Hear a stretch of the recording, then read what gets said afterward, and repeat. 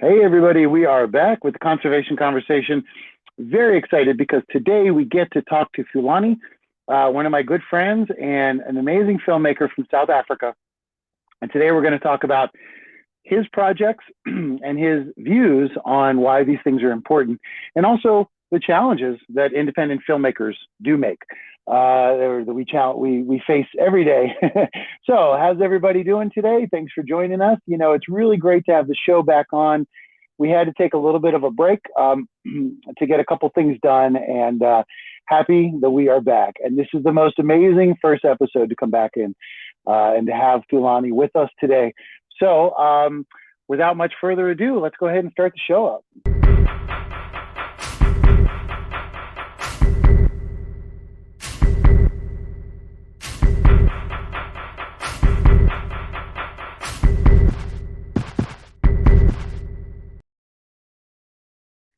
All right. So, we tried to speak with Thulani last week. We had some technical issues. Thulani and I got that all worked out. And so what I want to do is just jump right into it today because there's so many questions I have, and I encourage everybody to ask questions to Thulani directly, and so we can learn more about his projects and about his efforts and how we can assist with everything. What I would like to do would be to start with a quote. We always start with a quote, and we're going to repeat the quote from last time because unfortunately it didn't work out. But today's quote is, here we go. If we do not do something to prevent it, Africa's animals and the places in which they live will be lost to our world and her children forever. The ever amazing Nelson Mandela. So that is really important, because Africa has had a long history of countries coming in and interfering, taking what they want, whether it's minerals, animals, anything. So it's very important that the voices from the areas that are being how do you say, that are being pillaged. These places, we need the voices from there. And I'm very proud to introduce to you, everybody, my good friend, Thulani. And let's see, is he on there? Hey, Thulani.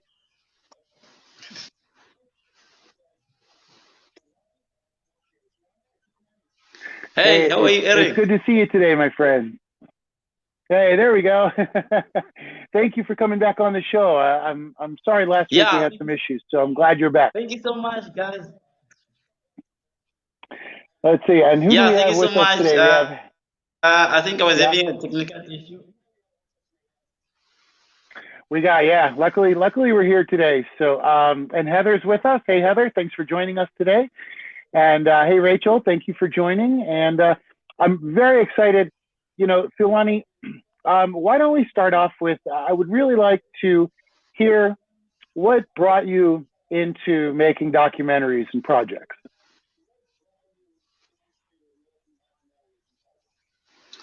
Yeah, so it's all about loving the nature of environment. Since I was born in a village whereby we live close to the game reserve, so I think it was very important for me telling the story, the untold story within our village. So specifically when it comes to documentaries that educate our community, and it's also all about running campaigns within the community whereby I tell those stories like for people, for the world to understand out there. Now, Thulani, approximately how big is your hometown or your village? Can you repeat the question, Eric? Yes, about how large is your village?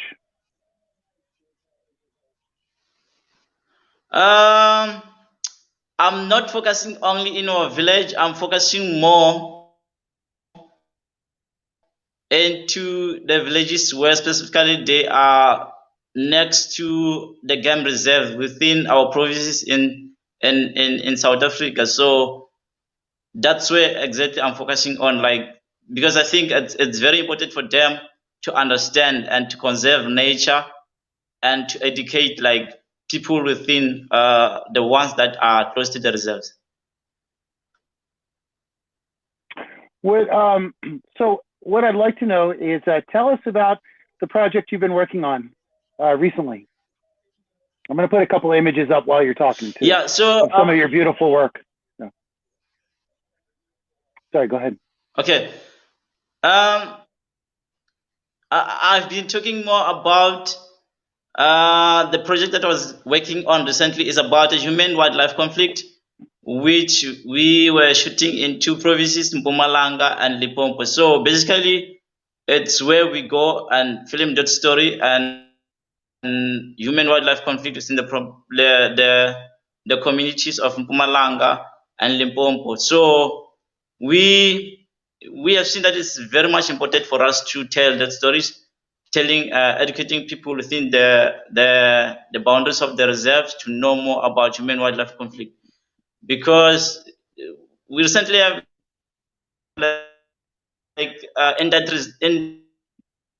in that community there was a problem whereby um,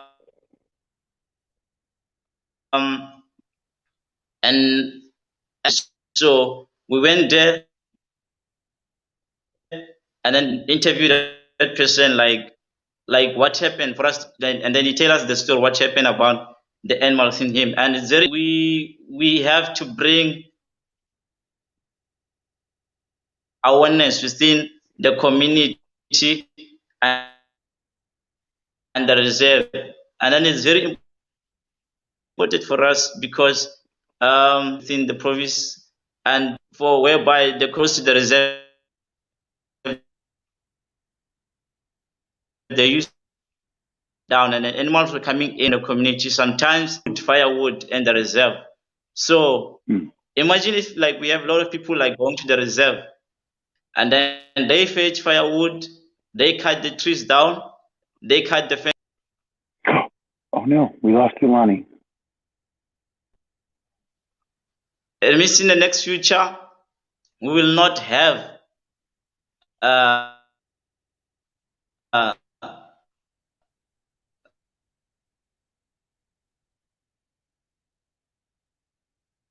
that will not like our coming children, they will not understand more about the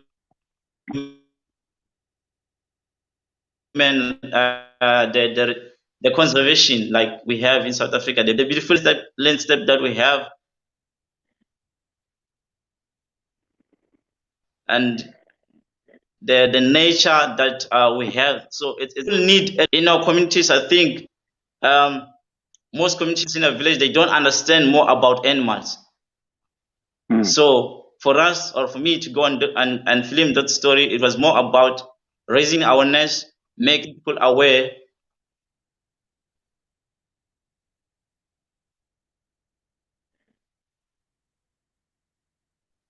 That is very important to conserve nature.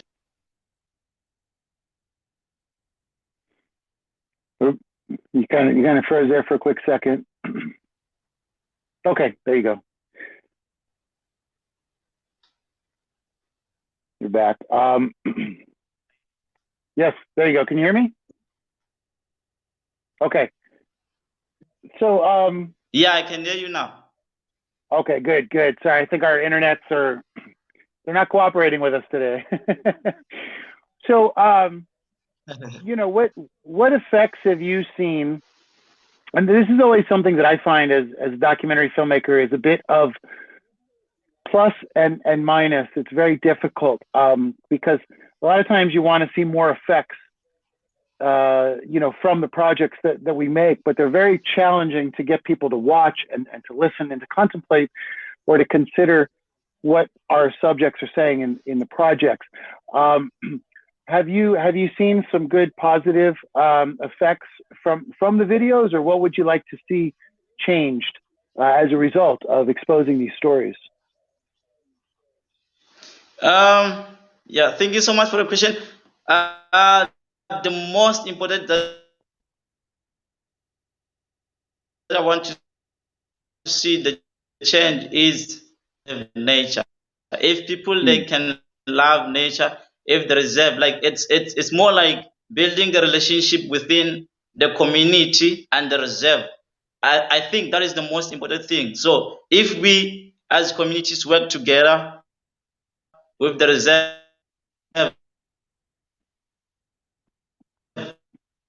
it's more important because it means like, and if animals that, if like, for example, if we can have animals that come within the reserve to the community, if a reserve and a community they have that relationship, it means those animals that are coming within the community, they will be saved. Because like, imagine like living in a reserve whereby there is no connection between the reserve and the community.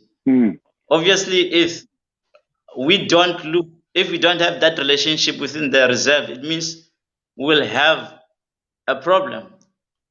We'll always have a problem within our,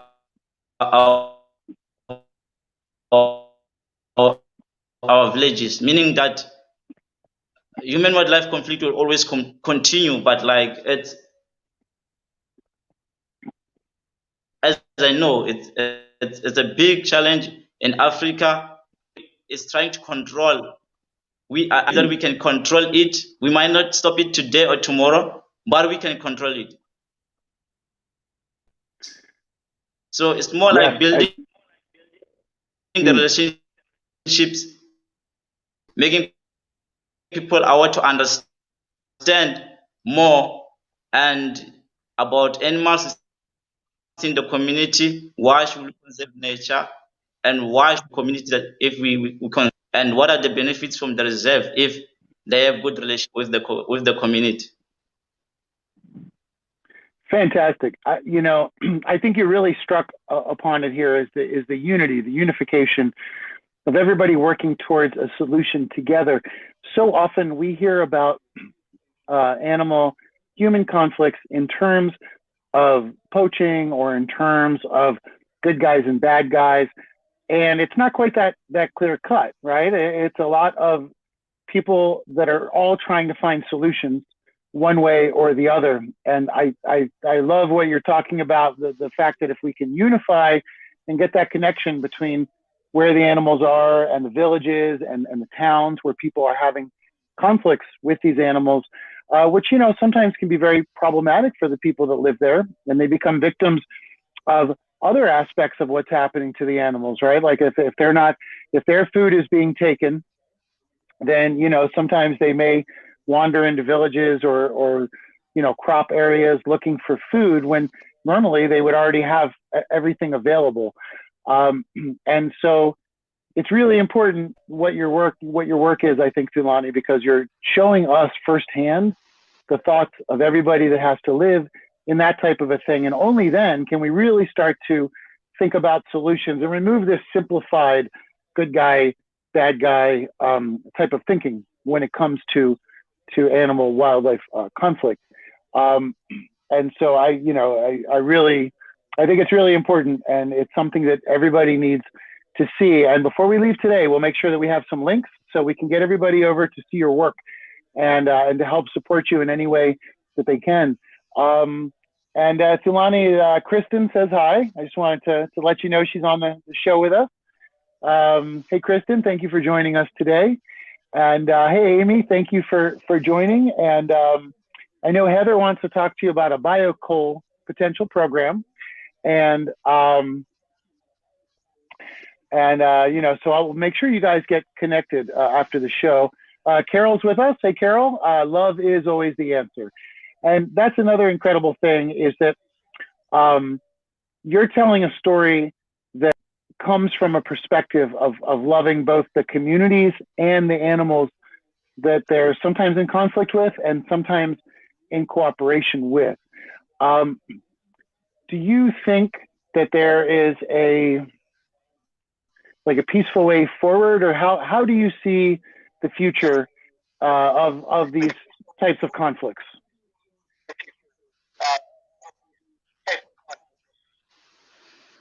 Yeah, thank you so much for your question. I think if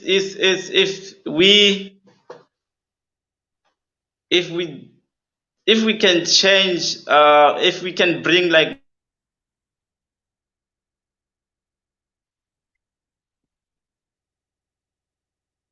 more programs in the community, programs that teach in the community, that it can help. Because if we can bring that programs in the community, people will feel like more I'm part of the environment, whereby we educate people about why should we conserve nature.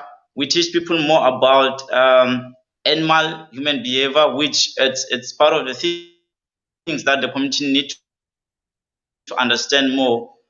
So if people will understand the animal, and this is what I have to do. Because imagine, like, if an animal come out from the reserve and then I come across it, I don't know what to do. I don't have that knowledge. It means I will always have a problem. So if we can have more programs in the community whereby people are getting lessons more about environment, if we can, especially school programs, if community people, they can be employed, if we can have like campaigns in the community, more specifically more about human wildlife conflict, I think that it can solve the issues. Because people, they lack knowledge, and then without knowledge, it means we'll always have a problem. Yeah, beautifully said. And that's very important. And that is something that you can do, to help everybody else that's not directly involved, so that when they do have that experience, or they know somebody in a similar situation to that, they have a handle of solutions instead of just being able to see the problems. And I think that's a huge value that your work offers. What can you tell us also about the internet project? Hey, Julie, thanks for joining. I just want to say hi to a few people that are here. Lil Nikki says being able to live alongside each other, animals and humans alike. I agree. So there's somebody else that's got that. Carol says we have to keep those wildlife corridors open for wildlife and not restrict movement, migration. Let's see. And Heather says there was a man attacked by a lion a few weeks ago. The man lived, the lion did not. Wildlife encroachment is a problem for both human and wildlife. And we have it's not telling me who this is. Somebody said hi, Thulani. You've got a pretty big fan base, I would say. You seem to work with a lot of people over there. Right? And Sherry says we're all connected. We are all part of nature. Heather says we've discussed electric fencing, but where electric is not available in many areas, this becomes an issue. Community action and education is the key. What are your feelings on those ideas about fences, or how do you see that from being out in the field?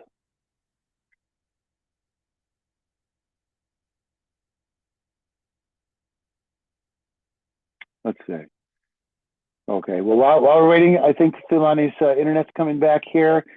Carol says, yes, environmental education in the schools, communities is proactive. It works because children tell their parents what they've learned. It's a ripple effect. Great idea, Thulani. And I couldn't agree more. I totally agree with you, Carol. I think what Thulani's doing is incredible. And everybody has to remember that Thulani is working in places with limited internet, places sometimes where he has to take his resources out with him and he's out in the field. Sometimes he's in places that have limited resource. And there's not a lot of money being allocated to filmmakers like Thulani. And so Thulani has to do it on his own. So we have to remember that this man not only is doing the impossible, but he's doing it selflessly. He's doing it for the message and the story. And that's one thing I do find amongst all conservation filmmakers, eco-documentarians. There's two different groups. There is the group that's only going to move if they have $1 million from Netflix. And there's the group that can't sleep at night until the project's done. and it's a different group. You know, you have very dispassionate, beautiful documentaries being put out all the time, but you have some of the most passionate, important documentaries.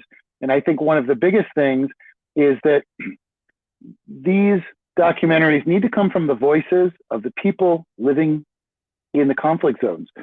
You know, it's very important for me as a documentarian when I go to work to talk to people, listen to people, and to use their voice. You know, my job is often to just go and learn, which is an amazing job. Well, it's not really a job. Nobody pays me to do it, but it is incredible experience. And you go and you learn and you listen, and the more you listen, the more you learn. You know, the old expression, two ears, one mouth. And it's true. You know, when you're in the field, you can learn from so many people. And as I always say on the show, you know, we are an entire encyclopedia of knowledge, all of humanity. And if we all connect and we all talk, you know, there's so many issues, especially right now in the world where people are very polarized. And Thulani talked about unity, and only through unity do we have comprehension, and only through comprehension do we have solution. And we need to think forward. Pointing at something and saying that's a problem is, everyone can see what the problem is. You know, there's no big expose.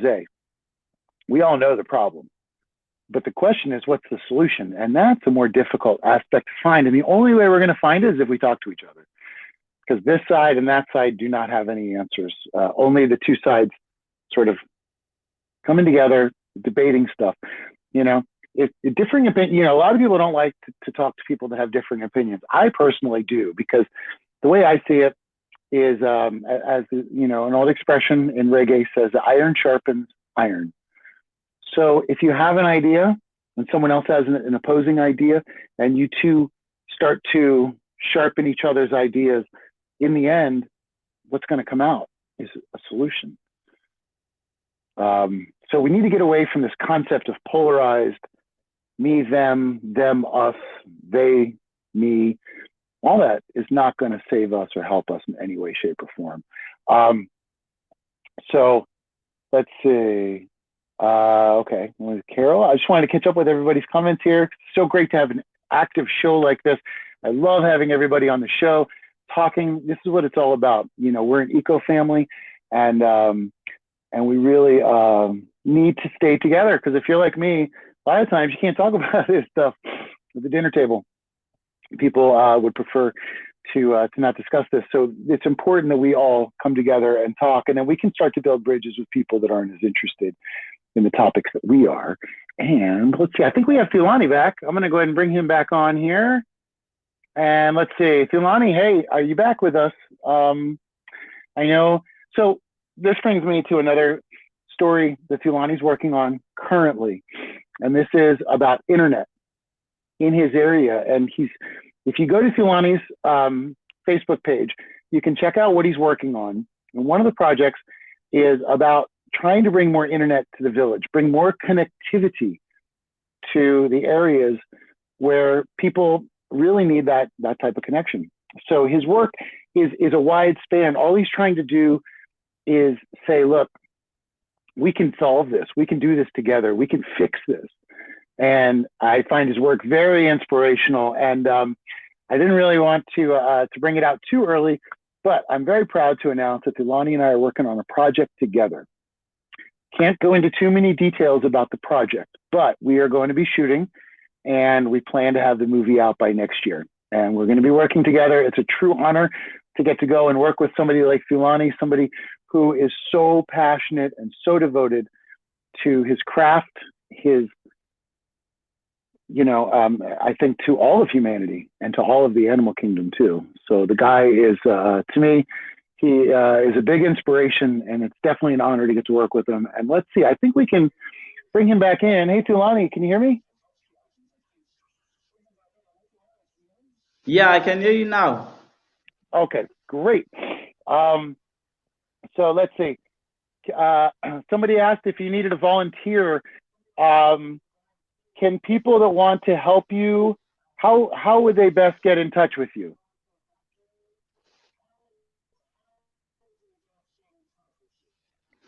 So they can go to my Facebook page, which is Thulani Nghonyama. I think you can share the link with them. And then I'm also going to drop my Instagram name on the comments, and then they can keep in touch with me. Okay, awesome. Okay, good news. Yeah, so we'll put the links up so everybody can follow Thulani through Instagram as well as Facebook and reach out to him. He's very responsive, and I know that he'll respond and talk to anybody here. Kibby 426. Eric, this is why I follow him. He's always happy to chat about his ideas. Remarkable young man. And that's what somebody had to say about your work, Thulani. I know you're always in the field, so you probably don't hear this very often. And Julie is a fan as well and says congratulations. And let's see, Sherry says, thank you, Eric, for speaking for nature always. I think that's what it is, right, Thulani? Like, we'll say whatever we need to defend the land, the animal, the environment, and the people that we love as it is. What kind of challenges have you faced in the field with your stories? Are people supportive, or do sometimes people not want you kind of meddling in these stories? Yeah, it's quite challenging because sometimes when you go to a field, like I think like there's still areas where people they don't understand why should you tell those stories. Some of them they think like you are telling those stories to make money, and then yet you are telling the story to save their life, to making sure that you conserve the nature. Because I believe that as a filmmaker, me going down to the field telling those stories is more like I'm protecting our land, I'm protecting for the environment for the next coming generation. And it's not only helping myself, but it's also helping our communities. Imagine like if we don't have animals, it means we are not going to have jobs creations for our people in the community. If we don't conserve the nature, it means there will be no job creations. There will be no guests coming to South Africa because tourism it's playing a big role, especially in our environment as a South African. Like it boosting our economy to that point whereby people are getting jobs, and then our economy is growing because of tourism. So for me, is conserving, telling that story to conserve nature for the next generation. So sometimes it's quite challenging. People they don't understand why should we tell that stories. They don't understand why should we always come around seek for information. They think you want to make money with those stories without forgetting them, giving back to the community. Yet you want to protect them. Yet you want to educate them. So it's more like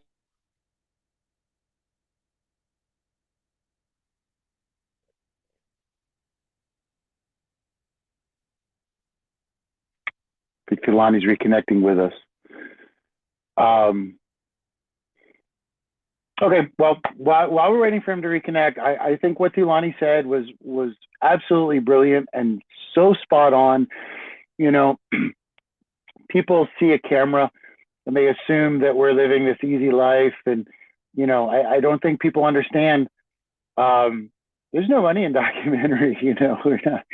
We're not we're not really doing this for money. There's something more important, and it takes all kinds, right? And so there's people like us that are kind of dreamers and want to find solutions. But again, if you don't have transparency and you don't have education, you're not going to have a conversation. If you're not going to have a conversation, you're not going to find a solution. And I think what Thulani does is really amazing to me because he goes into places where people are happy with the way things are and says, no, we need to look forward. And it brings up another amazing point, which is simply that, until now, the majority of the world has been animal exploitative in the sense that food comes from animal exploitation and killing. Transportation comes from animal exploitation. A lot of scientific advancements come from animal exploitation. We, for the last couple hundred years have seen ourselves as masters of this domain. And in our driver's seat, we have turned the car directly and sped up, heading towards the brick wall.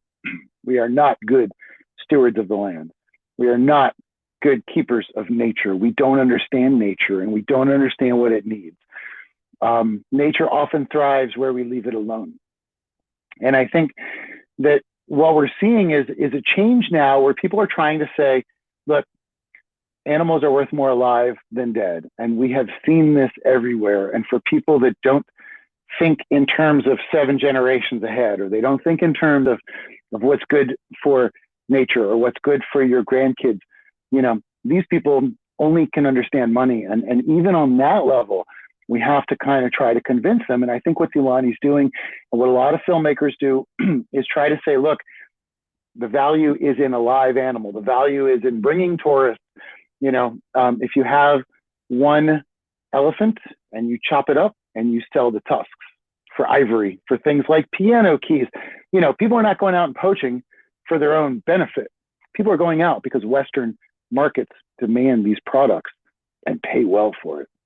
So it's just as much our fault as it is the guy who's doing the poaching. Each and every one of us bear responsibility for this. So, you know, we have these Western markets that are driving this poaching industry that's creating a lot of these issues. But if a village can learn, hey, you know, this animal is worth more alive as a tourist destination than, you know, as a one-time chop up, that's the kind of fundamental change in thinking we need to take place over the next 10, 20 years to preserve what we have left. Sherry says, Thulani is spot on. If there's not nature, humans will not exist. We are part of nature. Absolutely. Carol says, we are all connected, human, earth, ocean, wildlife. We have to stop the ecocide. And we do, and that's a term that's not used not used enough. Ecocide is happening continuously between deforestation, a lot of poaching, and again, I'm curious, I want to get everybody's opinion. What's the difference between a hunter and a poacher? Love to hear your thoughts. It's a very difficult debate because, you know, 200 years ago, it was a different situation than it is today, and have things adapted to where they are today. You know, is fishing a good idea? Is it a good idea to take fish out of the ocean when all of our fisheries are collapsing? Not to mention the stuff people are eating from that fish that is insanely unhealthy.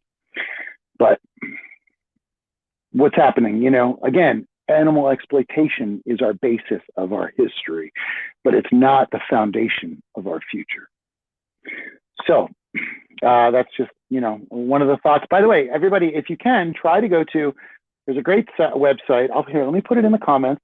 It's called rebalance.earth. Rebalance.earth. And it's a program that a friend of mine, Ian Redmond, is working on.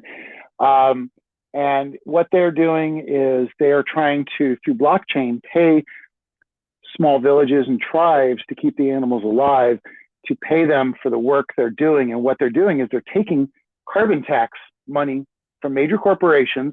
And it's a system that's been designed by the IMF, and it's already in place with some villages and elephants as a trial. So very cool. Let me put that down because I want everybody to go to this website and check it out. You guys will love it. And it's a really great new way because, you know, a lot of people get mad at me, but I do say that nothing we've done works. Every idea we've had, there you go, rebalance.earth. Every idea that we have had so far has come through the filter of money. That's not going to solve anything.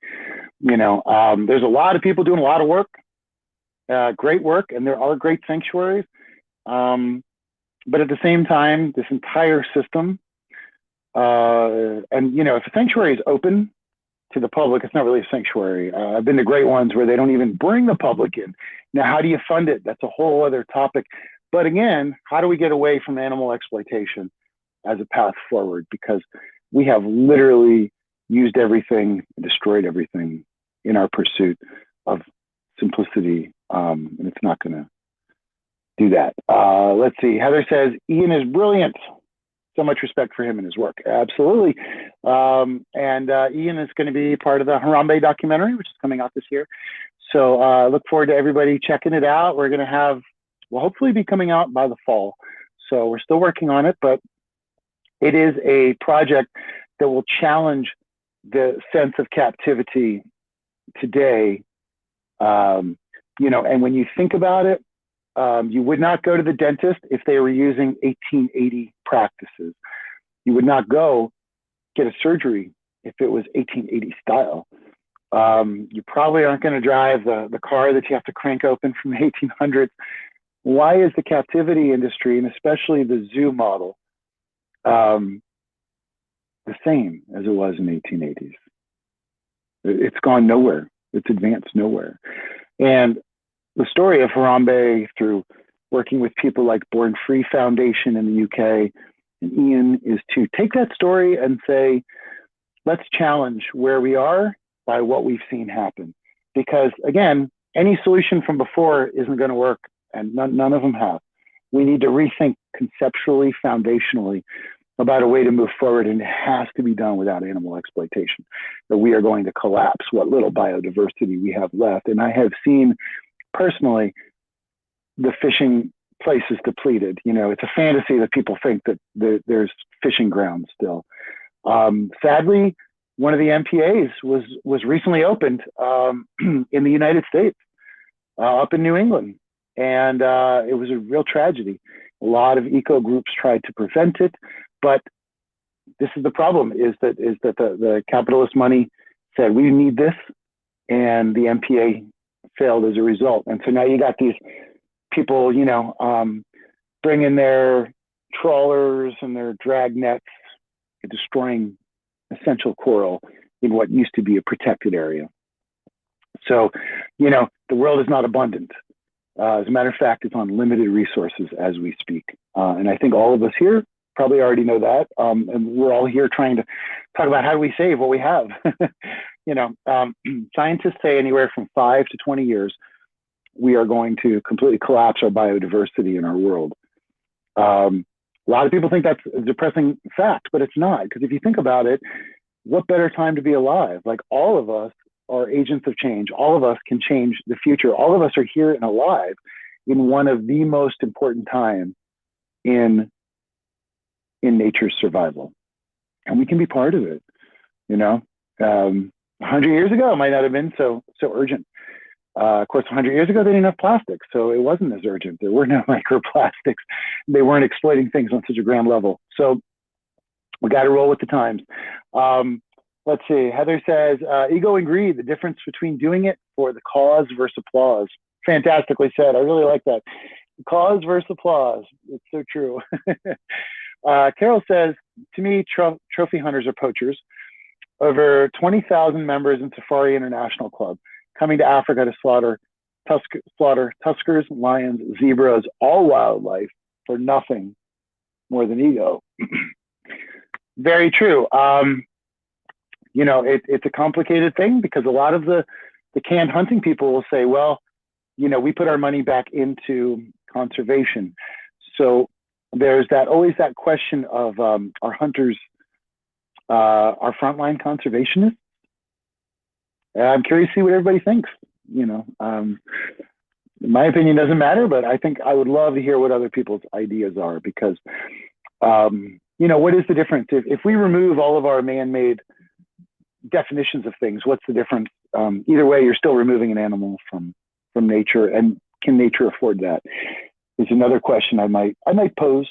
Heather, the Animal Welfare Act for primates hasn't been updated since the 1980s. Very true.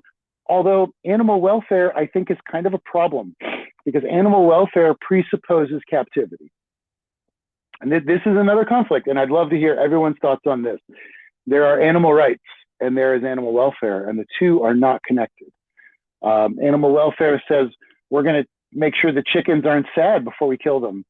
That's animal welfare. Animal rights says stop killing chickens. So two very different approaches. We always talk on the show about the difference between environmentalists and conservationists, right? Environmentalists say leave nature alone. Conservationists say it's there for us. We just need to manage it. So it's a very fascinating thing. And I think it's something that, and I ask people, are you a conservationist or environmentalist? And people will say, I'm a conservation environmentalist. You can't be. You can't have the two philosophies because they butt heads. So the question is, what are we? Before we were a weird group, a small group of us. And so we could be anything, whatever. I'm a conservationist, environmentalist. But as time goes on, resources dwindle. We need to potentially redefine that aspect. Just something I wanted to throw out there. Let's see. Okay. All right. Heather says, it's steps. Many will easily digest small bites versus the whole sandwich. And that's a good point. And that's one thing I agree with is that, the more that we do, we need to do it in little bits because people get overwhelmed by conservation and think there's nothing I can do to make a change. Well, that's so wrong. That's something that you've been told by the people that don't want anything to change because they're making money the way things are. So remember, we all are part of the solution. We all are part of the answer. We're all part of the future, and we can all change the future, and all of us have that power. Don't let anybody tell you any different.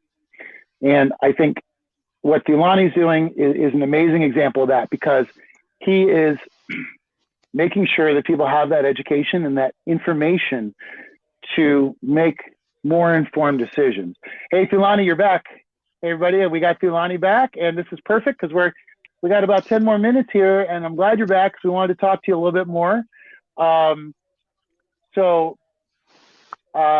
so Thulani, I wanted to ask you about your newest project about the internet. Yeah. So I'm quickly organizing an course called it's more like about studying guide online. So whereby I'm working with this company called African Wizard. So they're more like recruiting like young people in the community. We teach them about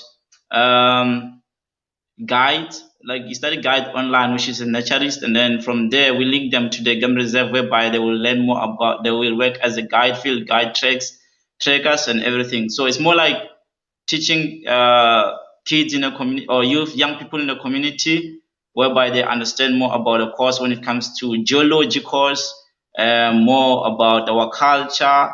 It also includes like human animal behavior. So it's more about that. So that's why like I want an internet in the community because without internet it means we cannot access what's happening in the world. And another reason like why I think internet is more important in our community, it's because we have like young people in the community who want to apply in the schools, but like if we don't have that access to internet, like it means we are not going anywhere. And nowadays, like we have COVID, as all one know, like we have COVID issues in every part of the world. So it means people they have to study online, and then without internet, it means they will fail to submit the assignment. They will fail to reach their plans. So that's another thing. Yeah. So it's So so I also important. have like an iPhone photographer which I want to bring to the community. Yeah, I also have like an iPhone program which I want to bring to the community. It's more like empowering like women in in the community whereby we link them to the game reserve where they can use iPhone to take pictures in the reserve and market their own small businesses within the community. So it's more like teaching them how to market their stuff in the internet and also like engaging them, giving them that opportunity to engage them to the wildlife. So I think it's more important. Imagine like a woman in a community holding an iPhone, shooting a beautiful elephant. It means that they will give them like an opportunity to understand more why should we conserve nature because they have opportunities to go to the reserve.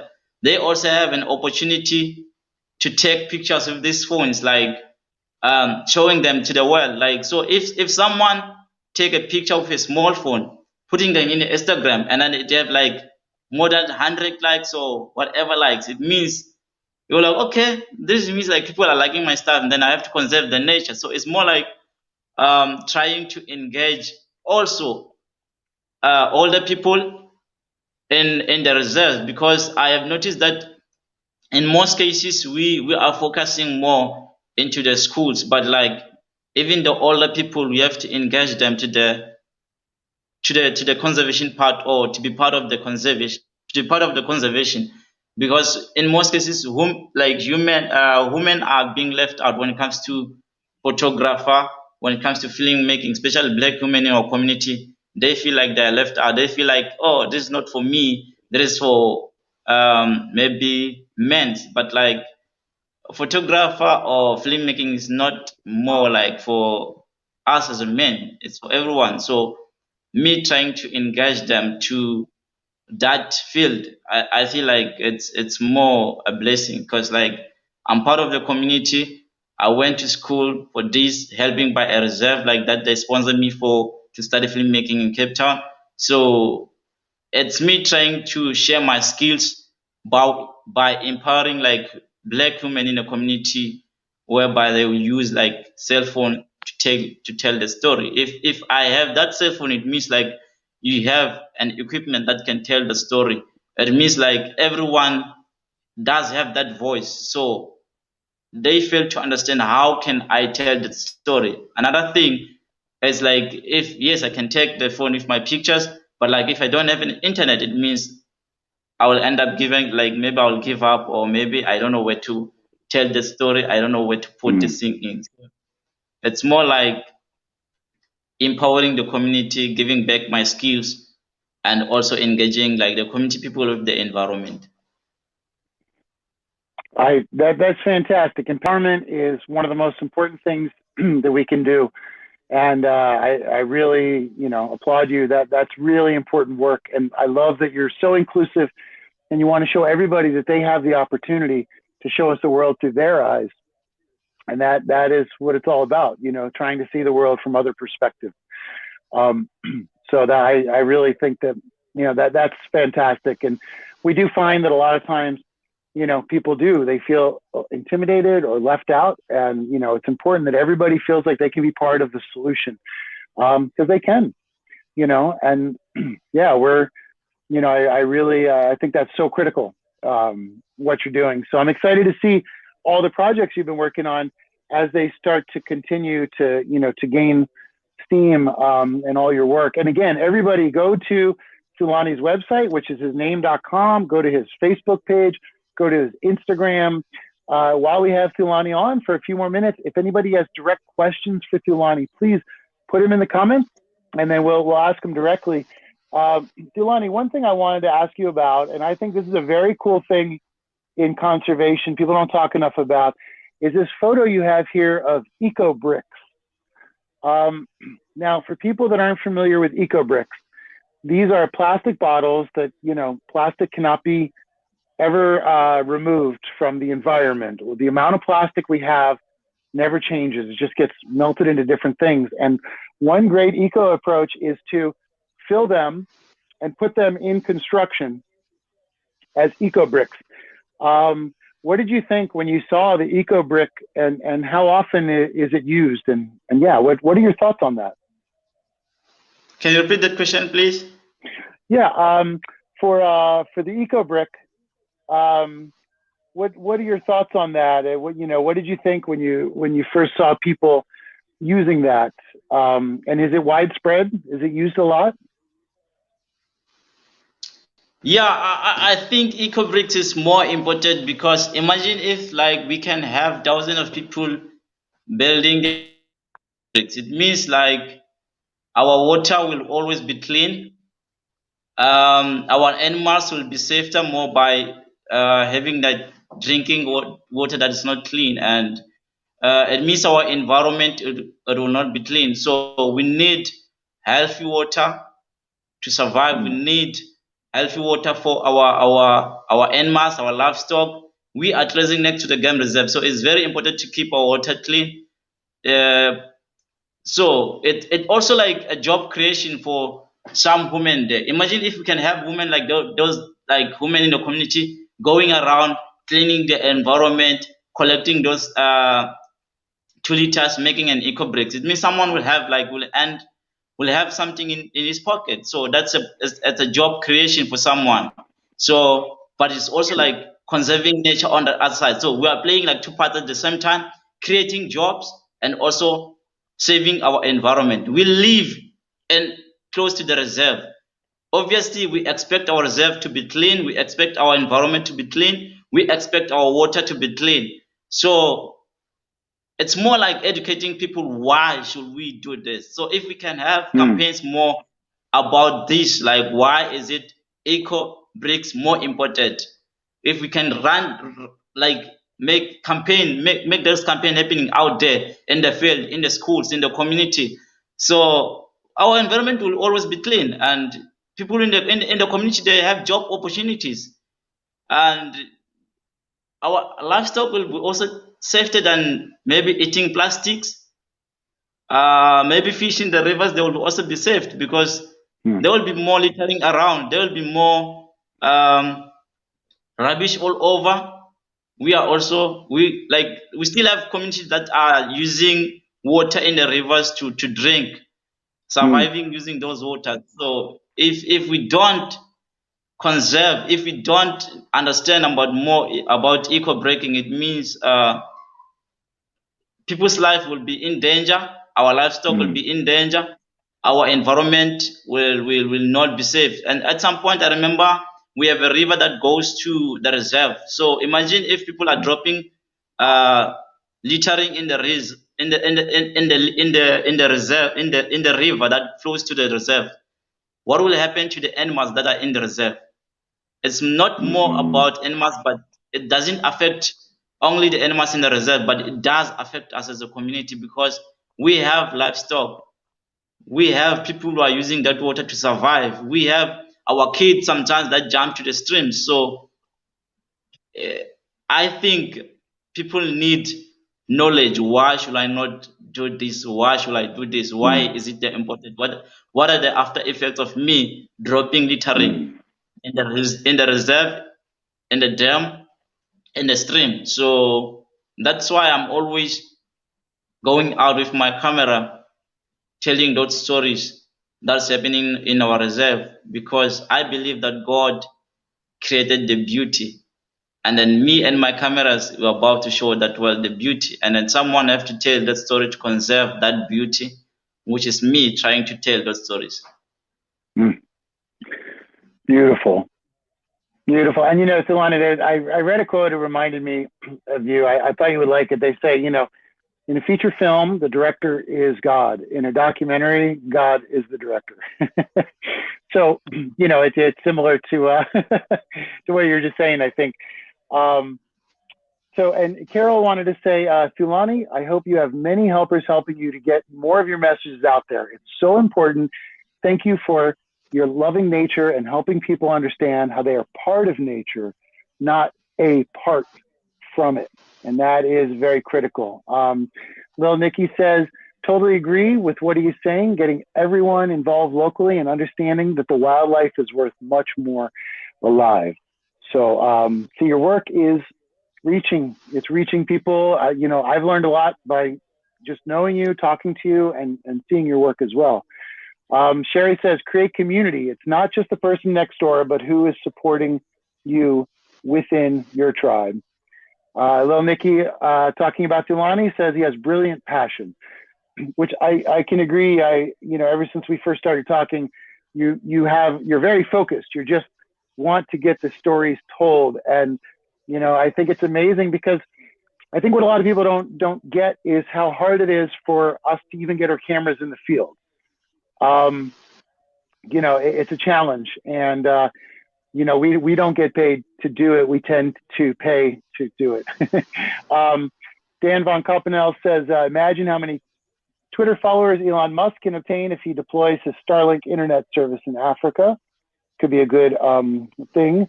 Sherry wants to know, Thulani, where do you acquire your water? Is it from the local river source, or do they have treatment plants, or people on well water?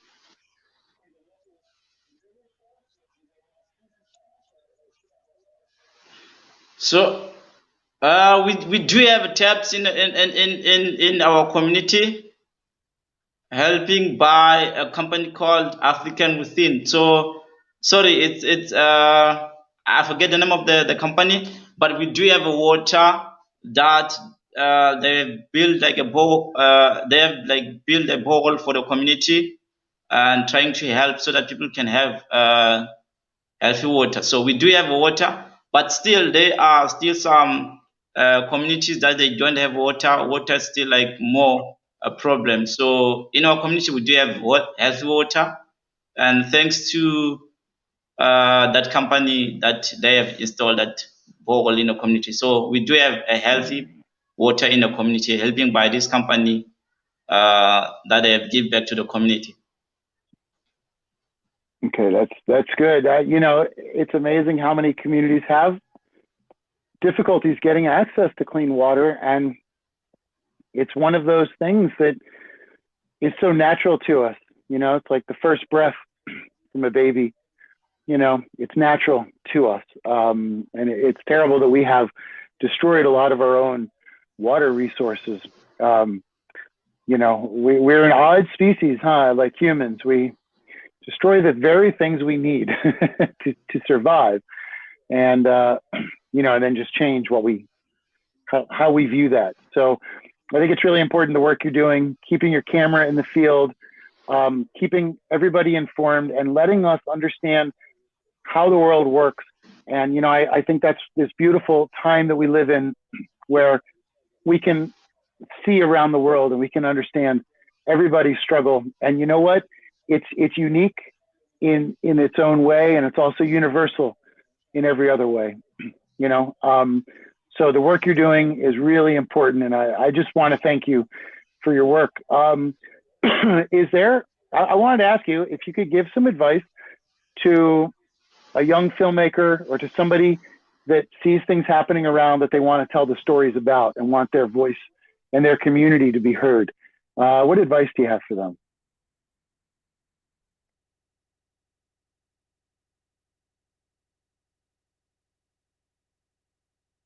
Okay, well, he's going to reconnect in 1 second. Want to get these last parting thoughts from Thulani, an incredibly inspirational filmmaker, somebody that goes out and tells the stories because they need to get told. They're not waiting to somebody to give them money for them to go do their thing.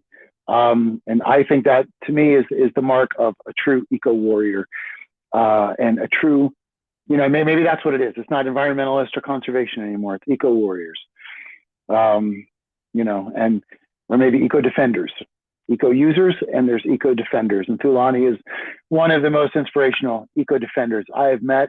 I'm thrilled to be able to work with him and to be able to help in any way that I can with his projects, which, again, I'm a big fan. It's his name. You can go to, and you can find it right there on the website. You can go to his website, you can go to his Instagram, or you can go to his Facebook page, reach out to Thulani, say hi, let him know that what he's doing is something that is important to all of us, locally, regionally, universally.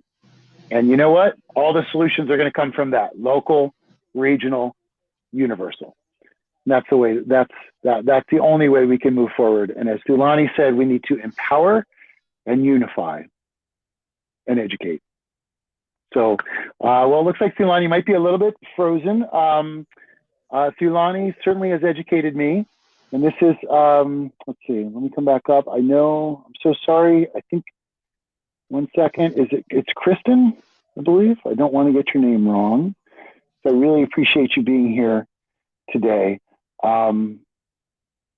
Okay, so Thulani, I'm not sure if you can still hear us. Carol says, thank you both. You're wonderful men doing amazing things for nature and all of us. Thank you, Carol, but I appreciate it. I feel like I can always be doing a lot more, and to be able to talk to people like Thulani is to be able to take the conversation up a next level.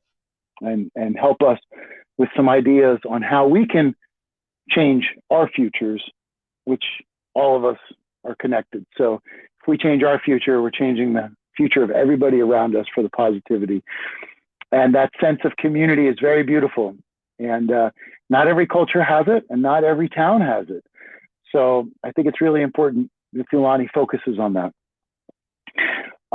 Sherry says, please contact my friend Moses. He can help those communities without water. MosesWestFoundation.org. Okay. So Thulani, I will make sure that you and Sherry get in touch in any way that we can help. And that's, that's what I love about this eco family that we have, this group of us here. We all have amazing contributions. We all have great ideas, and we all have ways that if we just work together, we can keep moving forward. So unfortunately, I think we've lost our connection with Thulani. I would have loved to have had him back. Oops, there he is. But for now, unfortunately, we're not able to fully connect with him. But he's an amazing guest, and I have gotten a few messages, people asking me if we can bring him on again. So what I'd like to do is bring him back next month. We'll catch up with where the projects are. Kristen, thank you. Thank you, Kristen. I do apologize. Yes, thank you for being here on the show today with us. It's fantastic to get to meet you and to hear every thoughts here. Thank you, Heather, for being on the show with us. Thank you, Sherry. I want to say I know Heather does a lot of eco work. She is always out trying to find new solutions to problems, and she's always trying to connect things. She does run a foundation that has been helping create eco-based solutions in poor villages and areas in Congo. So she's very passionate about trying to bring real world solutions, eco solutions to villages that need them the most. So I wanted to thank everybody for being here. Sherry, I know, fights for the environment all the time. And it's great to meet my new friends as well that are on this episode. Thanks everybody for joining us. And we do have Thulani here, so we'll just oh, it looks like our signal's not going to come back. So we'll bring him back. Please go check out his work. It's inspirational, fascinating, and empowering. All right, thanks everybody. Appreciate you coming to join us. It's great to have the conversation back going. Remember to keep the conversation going, even with people that don't always want to find a way. Let's build bridges, not walls. Let's build more bridges. Let's talk about more topics. Let's get more heads involved, and let's find some solutions that can work for everybody moving forward in unity. All right, great to see everybody again, and we'll be back for a new show. Well, we have another show coming up at 1 o'clock, and then we'll be back for weekly shows from there forward. So Heather, if I can make any helpful connections, I'll be glad to help. Thank you, Heather. I'll make sure you and Thulani connect as well. All right, everybody. Thank you. It's great to be able to sit down, talk to everybody, and get our eco group back together. All right, everybody. Take care, and we'll see you soon.